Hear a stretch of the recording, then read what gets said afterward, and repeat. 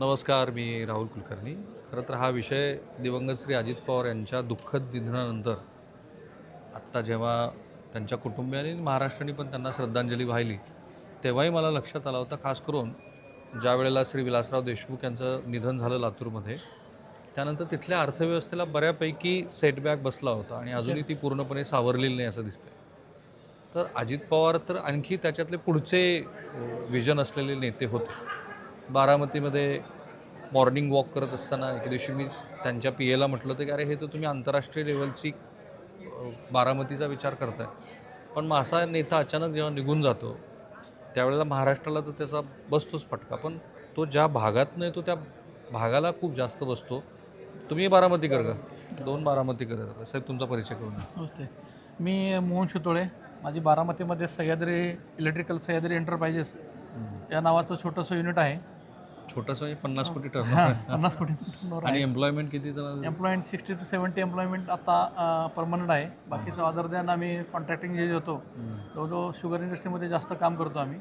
ज्यावेळेस sugar factory चालू होती before that 200 more than employee आमच्याकडे काम करत असतात कॉन्ट्रॅक्टिंग आणि प्लस. आणि शितोळेंचं वैशिष्ट्य असं की शितोळे हे माळेगाव शुगरवरती तुम्ही एम्प्लॉई होता. मी माळेगाव शुगरला एम्प्लॉय इलेक्ट्रिकल इंजिनियर होतो. सोमेश्वरला इलेक्ट्रिकल इंजिनियर होतो. किती वर्ष तुम्ही तिथे काम केलं? मी शुगर इंडस्ट्रीमध्ये जवळजवळ 13 वर्ष नोकरी केली as a electrical supervisor, electrical engineer. पण त्यानंतर बाहेरचे लोक यायचे त्यावेळेस शुगर इंडस्ट्रीमध्ये आणि काम करायचे. आणि त्यावेळेस ती संकल्पना डोक्यात आली की हे लोक करतात, आपणही केलं पाहिजे. थोडं ॲटोमेशनमध्ये सेंट्रीफ्यूज मशीन वगैरे ॲटोमेशन होतं, त्यामध्ये आपणही केलं पाहिजे. सुरुवात आम्ही सेंट्रीफ्यूज मशीनपासून ॲटोमेशनच्या ह्याच्यातून ही केव्हाची गोष्ट आहे? ही सर 2010मध्ये सोमेश्वर कमिशनिंग झाला. त्यानंतर सोमेश्वर हा पूर्ण मॉडर्नाइज आणि ॲटोमेशन प्लांट आहे.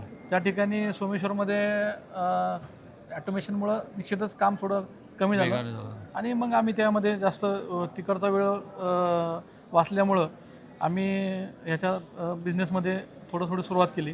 त्यामध्ये दादा सुरुवातीच्या टप्प्यात अजित पवार होते बरोबर तुमच्या? सुरुवातीच्या पण तेच सांगायचं होतं. सुरुवातीच्या टप्प्यामध्ये दादांनी अंबालिका शुगर सुरू केला आणि अंबालिका शुगर सुरू होत असताना त्या ठिकाणीच आम्हाला भरपूर मोठ्या प्रमाणात संधी मिळाली कामाची आणि ती संधी मिळूनच तेच धाडस एक झालं तयार की अंबालिकामध्ये दादांनी भरपूर प्रमाणात काम दिलं. अंबालिका शुगर जुना जगदंबा तोही आम्ही चालू केला. त्यामध्ये भरपूर योगदान आम्ही दिलं होतं आणि नंतर अंबालिका चालू होत असताना त्या ठिकाणी आमचा सोमेश्वरचा बॅकअप त्या कारखान्याला इंजिनियर लोकांचा आम्ही 2-3 इंजिनियर होतो. प्लस काम पण तिथं संधी पण मिळाली आणि तिथून पुढं खरी सुरुवात झाली 13ला. अंबालिका शुगर 12-13मध्ये सुरू झाला आणि 15 साली मी फॅक्टरी सुरू केली बारामतीमध्ये. तुम्ही जेव्हा फॅक्टरी सुरू केली त्यावेळेला कॅपिटल किती होतं तुमचं? कॅपिटल सर नॉलेज आणि हेच का capital? सर्व्हिसमधूनच हे सगळं उभं राहिलं.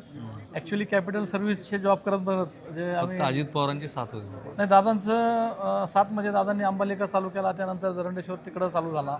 लोक काय बोलत असतील पाठीमागं की यांची फॅक्टरी सुरू झाली, पण दादांच्यामुळं खरं अंबालिका झाले, जरंडेश्वर झालं, दौंड झालं. याच्यामध्ये शेतकऱ्यांनाही फायदा झाला. भरपूर शेतकऱ्यांचा ऊस त्या ठिकाणी जायला लागला. भरपूर आपल्या बारामतीसाठी लोकांना बारामतीकरांच्या जवळ किंवा कर्जत असेल, सातारा भागातले लोक असतील यांना जॉब मिळाले आणि बाकीचं आमच्यासारख्या उद्योजकांना त्या ठिकाणी मोठ्या प्रमाणात संधी मिळाली आणि तेच आज आमचं एवढं तुम्हाला दोघा बारामतीकरांना हा कॉमन प्रश्न विचारतो. ह्यांच्यासारखे तुमचा काय व्यवसाय? माझं बेरिंगचं इंडस्ट्रियल बेरिंग. तुम्ही बारामतीचे? बारामतीचे. तुमचं काय पूर्ण नाव? माझं सचिन पैठणकर.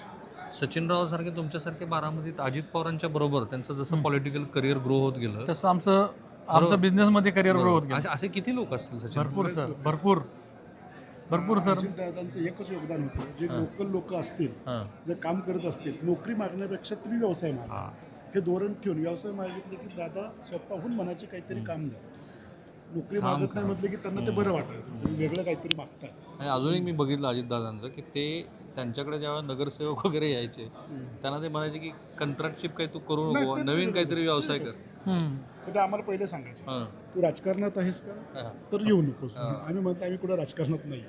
मग काम करा म्हणायचे. आता या शुगर इंडस्ट्रीमध्ये बारामतीची लोक किती असतील डिपेंडंट भरपूर भरपूर लोक सर. अशा व्यवसायात? असे असे व्यवसाय व्यवसाय भरपूर आहेत. आज माळेगाव कारखान्याला दादांनी ज्या चेअरमन पदाचा चार्ज घेतला त्यावेळेस त्यांनी इतकं चांगलं करायचं ह्यांनी केलं तर सगळं प्लॅनिंग की आल्या कामं करायची, शुगर इंडस्ट्री कशी करायची. पण त्यांचं दादांचं ते स्वप्न अपूर्ण राहिलं. आमच्या माळेगावकर सभासदाचं आणि ह्याचं खूप मोठं नुकसान झालं. खूप मोठं नुकसान झालं. फार विजन होतं, फार मोठं विजन होतं माझं. पहिला जो इफेक्ट होतो पुणे जाण्यात तो रिअल इस्टेटवरती होतो. रिअल तो इस्टेट बारामतीतल्या रिअल इस्टेटची आत्ता काय परिस्थिती आहे अजितदादांच्या नंतर? निश्चितच रिअल इस्टेट पेक्षा आम्ही बिझनेसमध्ये आहे. नाही पण तुम्ही जे ऐकलेलं प्रॉब्लेम कसं होतं की दादा गेल्यामुळे ते थोडंसं लोकांना असं वाटतं, पण रिअल इस्टेट जागेवर येईल थोड्या दिवसात. कारण वहिनींनी बऱ्यापैकी केलेलं आहे, हँडल चालू आहे, बरं त्यांचे प्रयत्न चालू आहेत. पण ते कसं झालं की आता ते मार्केटमध्ये असं केलं की रिअल इस्टेट दादा गेले, मार्केट पडलं असं नाही होणार लगेच. पण एक अजून त्याला काही प्रमाणात परिणाम झाला. त्याचा किती परिणाम टक्क्यापर्यंत दिसतोय? एक 15 ते 20% परिणाम झाला. तुम्ही बाकीच्या व्यवसायाबद्दल बोलत होता. व्यवसायाबद्दल सर माझ्यासारखे भरपूर माझ्यापेक्षाही मोठे बारामतीमध्ये मोठे कन्स्ट्रक्शन बिझनेसमध्ये आहेत, बाकीचे बिझनेसमध्ये सुद्धा आहेत. तर दादा होते त्यावेळेस दर 3 महिन्याला आम्हाला मोठ्या मोठ्या ऑर्डर असायच्या आणि माझ्यासारख्याला जवळपास 1 करोड रुपयापर्यंत दादा काम द्यायचे. ॲव्हरेजली 3 महिन्यात ॲव्हरेजली जर काढलं तर 3 महिन्याला 1 कोटीचं काम दादांच्याकडून 100% मिळायचं. हे आम्ही विचारसुद्धा करत नव्हतो, पण इमॅजिनसुद्धा करत नव्हतो. पण अचानक काहीतरी दादा प्रोजेक्ट आणायचे, शुगर इंडस्ट्रीच्या रूपाने असतील किंवा बारामतीतल्या डेव्हलपमेंटच्या योजना असतील. माझ्यासारख्याला तो सगळं बंद झालं आहे माझ्यासारख्याच.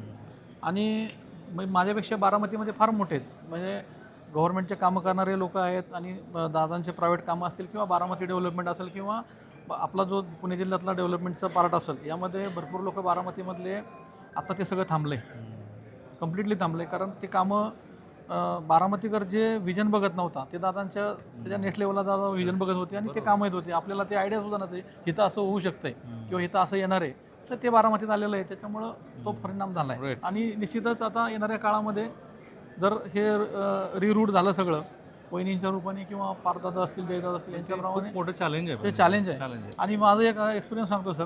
मी मंत्रालयात जायचो, मी ग्रामपंचायतसुद्धा मॅडम सरपंच होत्या ग्रामपंचायतमध्ये आमच्या गावात. तुमच्या मिसेस चेअरमन सरपंच होत्या.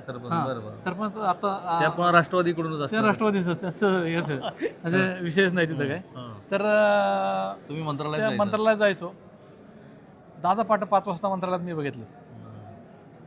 म्हणजे आम्हाला सकाळी 7चं टायमिंग दिलं होतं PNनी दादांच्या. पण ते म्हणले दादा मंत्रालयात जाऊन बसले, बसा म्हणले, आराम करा. देवगिरीला गेलो होतो आणि रेट घ्या, नाश्ता वगैरे करा, आपण तुम्हाला घेऊन जातो मंत्रालयात. मी त्यावेळेस बघितलं की जे मंत्री बरेचसे महाराष्ट्रातले मंत्री बोलू नये, पण 10:30-11ला काम चालू होतं जनरली सगळ्यांचं. दादा इतर लोकांच्यापेक्षा मला वाटतं 3 दिवसाचं काम एका दिवसामध्ये करायचं. म्हणजे दादा जर लोक 3 दिवस काम करत असतील तर दादा एका दिवसात ते संपवायचे काम.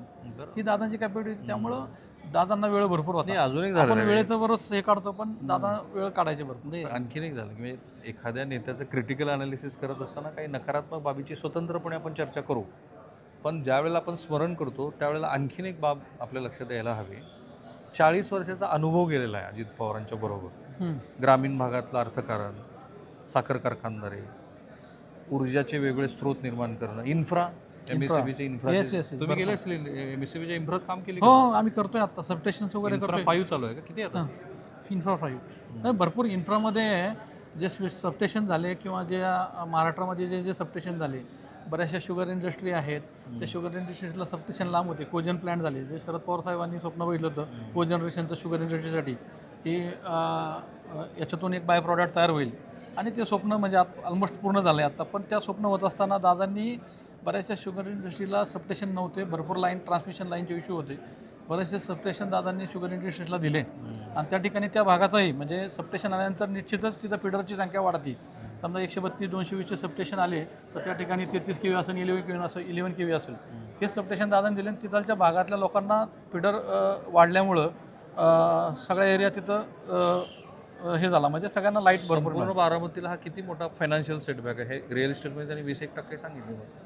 नाही, आमच्यासारख्यांना जवळपास 100% आता मी असतोय की जे उद्योजक बारामतीतले आहेत, म्हणजे मी तर छोटा आहे, फार छोटा आहे, माझ्यापेक्षा फार मोठे बारामती उद्योजक आहे. तुम्ही म्हणाला हां, पण त्या सगळे थांबलेत बघा, त्यांचे कामं थांबलेत. तुमचं काय आकलन किती बारामतीला हे रिअल इस्टेट पकडा? तुमचं रिअल इस्टेट तुम्ही सांगितलं कुठल्या सेक्टरला बारामतीत फटका बसलाय सध्या? बारामतीला डेव्हलपमेंटला हा सगळ्यात खूप मोठा फटका बसलेला आहे.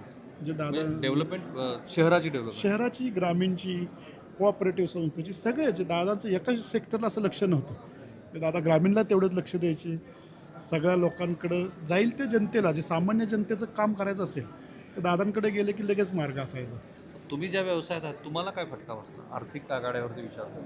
आर्थिक आड्यावर आता कसं झालं की थोडं शुगर इंडस्ट्रीला एक तर पहिले दादा होते त्यावेळेस आम्ही शुगर इंडस्ट्री सप्लाय करतो.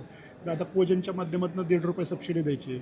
आता हे जे चाललं आहे सध्या साखरेचे भाव कमी तर SMP वाढती आहे, त्यात काय होत नाही आहे म्हणजे रेट होत्या. तर दादांनी स्वतः लक्ष घालून एक काहीतरी शुगर इंडस्ट्रीला थोड्या आता अडचणी आहेत भरपूर. शुगरचे भाव वाढत नाहीत आणि FRP वाढत चाललेली आहे. ते तर दादांनी लक्ष घालून ते केलं असतं त्याचा. तर आता तो खूप मोठा फटका बसलेला आहे शुगर इंडस्ट्री. त्या दिवशी मी अजित पवारांच्या शेजारी उभारलो होतो, ते पलीकडे उभारले होते. तुमच्या बारामतीत एक घटना घडली होती, काहीतरी त्यांच्याच पक्षाच्या कार्यकर्त्यांनी चुकीची गोष्ट केली होती. तर ते पोलीस अधिकाऱ्याला सांगत होते की ह्याला योग्य तो धडा द्या. हां तो आता अजितदादाच्या नंतर लॉ अँड ऑर्डरची सिच्युएशन काय बारामती? म्हणजे आत्ता तरी थोडीशी हे व्हायला लागलेली आहे, पण अजून लोक कसं होतं दादांचं जे हे प्रशासनावर वाचक होता लॉ अँड ऑर्डरच्या बाबतीत म्हणजे कोणी काय केलं तर अजून तरी नाही असं तसं चालू अजून म्हणजे बारामतीत तो डिस्टर्बन्स नाही आहे. नाहीये. पण आम्ही इंडस्ट्री चालवत असताना बारामतीमध्ये मी बघतोय माझी जवळजवळ 2015 पासून आहे. तर बारामतीत वर्गणी मागायला कोणी येत नाही सर. ही परिस्थिती आहे बारामतीमध्ये अजून सुद्धा आहे. पण तुम्ही जर बाकीच्या शिक्रापूर एरियात गेला किंवा बाकीच्या ठिकाणी एमआयडीसीत जर गेला चाकणला सगळे गेला उद्योगपती तर माझं स्क्रॅप माझी स्क्रॅपची गाडी लावली पाहिजे, मी स्क्रॅप घेणार, मीच हे करणार, हा बऱ्याच ठिकाणी हा चालू आहे. पण आम्ही बघितलं आहे की आत्तापर्यंत तरी बारामतीमध्ये कुणी गणपतीची वर्गणी मागायला सुद्धा त्या ठिकाणी आलेलं नाही. तशी भीती वाटते का? आता बघू आता काय पुढं पुढं काय होईल ते सांगू शकत नाही. तर काय तोराच आहे. अजून एक विषय होता हां, सर, बोला. त्याचा थोडा शेतकऱ्यांचा सुद्धा विषय आता आम्ही ऑब्झर्व करतो. मी गावात म्हणजे सरपंच म्हणून मी काम करतो केले आणि गावाकडा पण बघतो मी. शेतकऱ्यांना आत्ता सर 6 ते 10 लाईट नाही आहे रात्री. म्हणजे 6 ते 10 लाईट तर अख्ख्या गावांना नाही आहे. बारामती परिसरातल्या, दौंड परिसरातल्या हे पूर्वी झालं नव्हतं कधी. हा नव्हतं आतापर्यंत कधी नाही झालं. आज आम्ही 2 महिने फेस करतोय. काय सांगताय? 6 ते 10 दररोज संध्याकाळी 6 ते 10 बारामध्ये लोड शेडिंग सुरू झालं. बारामतीच्या प्रत्येक विलेजमध्ये लोड शेडिंग. बारामती शहरात नाही पण बारामतीतल्या प्रत्येक खेडेगावात लोड शेडिंग आहे. दौंड तालुक्यातल्या आम्ही दौंड बारामतीबद्दल बोलतो, मला बाकीचं माहिती नाही. पण ह्या गावांनी दररोज संध्याकाळी 6 ते 10 लाईट नाही आहे. हे कधीपासून हे 2 महिने झाले आता. हे कधी झालं नव्हतं हा परिणाम असतो बारामध्ये आणि नेता नसण्याचा. हे झालं नव्हतं. आणि आता तुम्हाला सांगतो बऱ्याचशा शेतकऱ्यांचे कनेक्शन्स लाईटचे कट केले जात आहेत. की जे पाणी एजीचे की एजीला Agriculture ॲग्रिकल्चरला लोकांना म्हणजे 1 ते 8 तास लाईट आहे. त्याच्यामध्ये लोकांचे ऊस रानामध्ये उभे आहेत आता. आणि भर उन्हाळा आहे, लोकांचे ऊस भरपूर जळालेत. मध्ये आता दौंड तालुक्यातलं उदाहरण सांगतो की भरपूर कनेक्शन्स कट आहेत लोकांचे, जे पूर्वी झालं नव्हतं. जे पूर्वी कधी नव्हतंच होत. हे पण बारामतीच आहेत का मुलं सगळे? हा हे सगळे सगळे बारामती? सगळी टीम बारामती. तुमचा सगळ्यांचे सरपंच मॅडम या जरा इकडे. तुम्ही राष्ट्रवादी काँग्रेसमध्ये काम केलं ना अजितदादांच्या बरोबर. नसण्याचा काय परिणाम दिसतो अजितदादांच्या? बराचसा परिणाम दिसतोय. आमचं ग्रामपंचायतीचं एक काम होतं ग्रामपंचायत कार्यालयाचं, त्याला थोडंसं एक जणांनी आमच्या गावातल्याच विरोधकांनी लिगल नाही असं त्यांनी हे केलं होतं. तर ते दादांनी आम्हाला करून दिलं होतं काम ते. आणि दादांचा शब्द होता आम्हाला हो शब्द लगेच की ह्या ग्रामपंचायत कार्यालयाचं उद्घाटन मी करणार आहे. तर ते आमचं स्वप्न अधुरं राहिलं. ही कमी कायम राहील आमच्या मनात. बाकी आर्थिक आघाड्यावर वगैरे बाकी पर्सनली काम नव्हतं कधी आमच्या दादांकडं. पण मी सरपंच झाल्यापर्यंत दादांकडे गेले बारामतीला. आमच्या सोप्यातून आमच्या गावातून येणारा रस्ता तो खूप खराब होता. दुसऱ्या दिवशी तो रस्ता दादांच्या सांगितून लगेच होऊन गेला. सांगितलं की दुसऱ्या दिवशी काम लगेच काम हे सगळे मित्रमंडळी तुम्ही बारामतीत राहतात. तुमचं एक मला जरा सांगा या इकडे थोडंसं. काय जाणवतं बारामतीत आता? हे पकडा तुमच्या जरा थोडं आर्थिक अंगाने सांगितलं जरा मला बरं वाटेल थोडंसं. बरं आर्थिक अंगाने तर असं वाटतं की थोडं रिअल इस्टेटवर परिणाम झालेला आहे किंवा ज्या अजून जास्त ऑपॉर्च्युनिटीज बारामतीत येणार होत्या त्या असं कुठंतरी असं वाटतंय मनात की आता त्या ज्या वेगाने येणार होत्या तो वेग कुठंतरी असा शांत. यू आर सेइंग की रिअल इस्टेटवर परिणाम झाला आहे. लॉ अँड ऑर्डर थोडाफार परिणाम जाणवतोय सध्या बारामतीत. कसं एखाद दुसरं उदाहरण सांगताय? झालं की एक भांडणं म्हणचाल किंवा मध्यंतरी गांजा वगैरे अंमली पदार्थांचं बारामतीत साठा पकडला. सापडतच नव्हतं. अगोदर असं काहीच नव्हतं बारामतीत. म्हणजे ऐकायलाच आम्हाला मिळत नव्हतं की अशा काही गोष्टी ड्रग्ज म्हणजे ते टर्मिन वगैरेच्या न्यूज पण आत्ता येतात आहे. पण त्या सध्या आता दादा गेल्यानंतर कानावर यायला लागलं. तुमचं काय नाव पूर्ण? तुम्ही बारामतीकर का? मी काटेवाडीकर. मग तर काय तुम्ही मूळची स्कोरचीच की. हां. काटेवाडीत काय चाललंय? त्यांच्या वॉर्डमधलाच आहे मी. ये तू काटेवाडीतली काय परिस्थिती सांगा? तुम्ही सध्या काटेवाडीत बी लोड शेडिंग चालू झालेली आहे. एक मिनिट, मला वाटलं नव्हतं की मी बारामतीकरांशी बोलताना मला असं काहीतरी ऐकायला मिळेल. काटेवाडीमध्ये लोड शेडिंग सुरू झाली. आता 2 दिवस झाले परत चालू झाले मध्यंतरी. किती दिवस लोड शेडिंग होतं? दीड एक महिना झालं चालू झालं. काटेवाडीमध्ये 1.5 महिना लोड शेडिंग हे कधी झालं होतं का? नव्हतं अजिबात नव्हतं. तुम्ही काटेवाडीचे आहेत का तुम्ही? तू पण काटेवाडी ही तर पवार बंगल्यावरचीच आहे. पवार बंगल्यावर लोड शेडिंग आहे म्हणून नको नाही, बोलू. माझा जन्म पवार बंगल्यावरतीच झालेला आहे आणि सासर माझं उंडवडे आहे. सॉरी ज्यावेळेस मी पवार बंगल्यावरती राहत होते त्यावेळेस आम्हाला कधीच असा प्रसंग नाही आला की लाईट जाणं किंवा दुसऱ्या गोष्टी असतील. पण ज्यावेळेस मी सासरी आली त्यावेळेस मला अनुभव लगेच आला. दादा गेले की लगेच अनुभव आला की लाईट गेली. शॉकिंग आहे म्हणजे हे म्हणजे दीदी जे खूप मोठी सांगतेय. गोष्ट आहे की दादा नसताना आम्हाला खूप काही फेस करावं दीदी लागतं. तुझं लग्न होऊन किती वर्ष झालेली आहेत? 5 वर्ष झाले. 5 वर्षात कधी लोड नाही. शेडिंग? Very shocking. खूप मोठे. हा आणि काटेवाडीत असताना आम्हाला कधीच कुठल्या गोष्टीची कमी नाही भासली. पण अजून एक आहे, मी तर मला असं म्हणतं माझ्या कुटुंबात जर मुली असतील तर मी पहिली प्रायोरिटी बारामतीला देईल शिक्षणासाठी. नाही, खूप छान आहे पण बारामती. आता अजून काही एवढं नाही हा शिक्षणाचा अजून प्रॉब्लेम नाही ना? नाही, शिक्षण खूप छान आहे. पण हा झाला एक प्रकार. तो झाला लोड शेडिंग काटेवाडीतच सुरू झालं, पवारांच्याच बंगल्यात. अनफॉर्च्युनेट आहे फार. आणखी काय जाणवतंय दादा नसण्याचे तोटे? सगळंच म्हणजे पूर्ण बारामती थांबलेली आहे आता. प्रत्येक गोष्टीमध्ये थांबलेली आहे बारामती, जाणवतं आम्हाला. ताई तुमचं नाव? मी प्रियंका चव्हाण, बारामतीची. तुम्ही बारामती का? हो, बारामती. तुम्ही नाहीत ना काटेवाडीचे? नाही, बरं. काय दिसतं आता दादा पहिली नाही? गोष्ट म्हणजे आमचं मन अजून पण ऍक्सेप्ट हा, करत ते नाही. तर आहे. अजूनही कोणाला हे होत. आर्थिक अंगाने काही जाणवतंय? ठीक आहे, अजूनही कुठे बारामती का तुम्ही बारा बोलले काय? सो हा परिणाम जो आहे ना, आय होप की सुनेत्रा पवार शी इज क्वाईट कॅपेबल. त्या घेतील त्या सगळ्या गोष्टीचा योग्य ती काळजी. पण इतका अनुभव जेव्हा जातो ना आपल्यानं, त्यावेळेला त्या अनुभवानंतरचं हे रितेपण आहे, हे रिकामेपण आहे की जे भरून काढायला खूप वेळ जातो. आणि अर्थात पार्थ पवार त्यांचं वय, त्यांचा राजकीय अनुभव, प्रशासनावरती असलेली पकड वगैरे. पण आता हे अगदी शेवटचं विचारतो, जरा ह्यांनाच विचारतो आधी, काय चाललंय राष्ट्रवादी काँग्रेसमध्ये? रोजच नवनव्या बातम्या. हां चालू आहे कॅमेरा, हां चालू आहे कॅमेरा काय हां मग काही सांग. तू तर ऐकलं असेल की दीदी, रोज काहीतरी झालं नवीन. हां खूप काही नवीन चाललंय सध्या. जे चाललंय ते बारामती करायला बरं आहे. नाही. बारामतीचा आमचा कमीपणा नाही पाहिजे कधी. हां असं व्हायला नाही पाहिजे. थांबूया या नोटवरती. मला माहिती होईल. हां होईल. लाईनअप होईल ते. माझा हेतू एवढाच आहे की एक मोठा नेता गेल्यानंतर जी पोकळी निर्माण होते ती अगदी पहिल्या 4 महिन्यातच कशी जाणवायला लागते बघा. आणखी तर फार काळ निघून जाणार आहे. आणि आव्हानं सुनेत्रा पवार यांच्यासमोरची खूप मोठी आहेत. साध्या बारामती मोठे आव्हान आहे. आहे ना, आहे ना? होईल लाईनअप होईल. नाही लाईनअप होईल. दीदी तुला काय वाटतं, काय व्हॉट आर द चॅलेंज, काय चॅलेंजेस वाटतात सुनेत्रा पवार यांच्या समोर? आम्हाला माहिती आहे वहिनी सगळं काही करू शकतात. म्हणजे मी लहानपणापासून त्यांना बघितलेलं. ओळखतीये. लहानाचं मोठं आम्ही त्यांच्याजवळ झालेलो आहोत. दादांच्या आईने आम्हाला लहानाचं मोठं केलेलं आहे, जे मांडीवर बसवून शिक्षण वगैरे सगळं केलेलं आहे. वहिनींकडे जेव्हा बघतो तेव्हा वाटतं की दादांच्या पाठीमागे कोणीतरी आहे आणि वहिनी खूप काही करतील. Is she capable? हो. Is she confident? हो, खूप डज शी त्यांना समजतं सगळं? खूप काही गोष्टी समजतात आणि त्या करू शकतात. कारण त्या काटेवाडीत ऍक्टिव्ह होत्या, कारण मी खूप बघितलं. आहेत. म्हणजे दादांसोबत राहून त्यांनी खूप काही गोष्टी शिकलेल्या आहेत आणि त्या नक्कीच काहीतरी करतील नवीन. आणि आम्ही त्यांच्याकडे खूप अपेक्षेने बघतोय आणि त्यांनी करावं हीच इच्छा आहे आमची. काय शिक्षण झालं दीदी तुझं? बीकॉम झालेलं आहे माझं. ताई तुमचं? इंजिनिअरिंग, इंजिनिअरिंग कुठली branch? Electrical, B what electrical. तुम्हाला सुनेत्रा पवार यांच्याकडनं काय अपेक्षा आहेत जरा पकडा बरं. माझ्यानंतर पण शिकणारे भरपूर आहेत. दादा असते तर एक एज्युकेशनची जी बारामतीत सिच्युएशन असते ती अजून फार वेगळी असते. कारण दादांनी अजून भरपूर काही काही बारामतीत आणलं असतं जे आम्ही पण इमॅजिन करू शकलो नसतो. पण आम्हाला होप्स आहेत की ते पार्थदादा, जयदादा आणि वहिनी यांच्या स्वरूपात ते सगळं आमच्या बारामतीत येईल म्हणून. ताई तू? कन्या अच्छा होय, बारामतीत झालं का तुझं शिक्षण? आता तू जेनझीचीच प्रतिनिधी आहेस. How do you see Baramati post? Development झालेली आहे बारामतीमध्ये, एज्युकेशन वगैरे आहे. पण दादा असते तर अजून थोडं जास्त चेंज झाला असता, लाईक हायर नाही, एज्युकेशन. पण तुझ्या एज ग्रुपमध्ये हां, तुम्ही खरोखर बोलताय ह्या विषयावर? हो. आणि आमच्या काय age जनरली group चर्चा मध्ये असते होतात तुमची? चर्चा. मोस्ट ऑफ एज्युकेशन्सवरती होतात. आता जे मुलींचं करिअरच्या दिशेने चालले वगैरे, किंवा जे काही आता महाराष्ट्रामध्येच बोललो तर एवढे सगळे चेंजेस होत आहेत.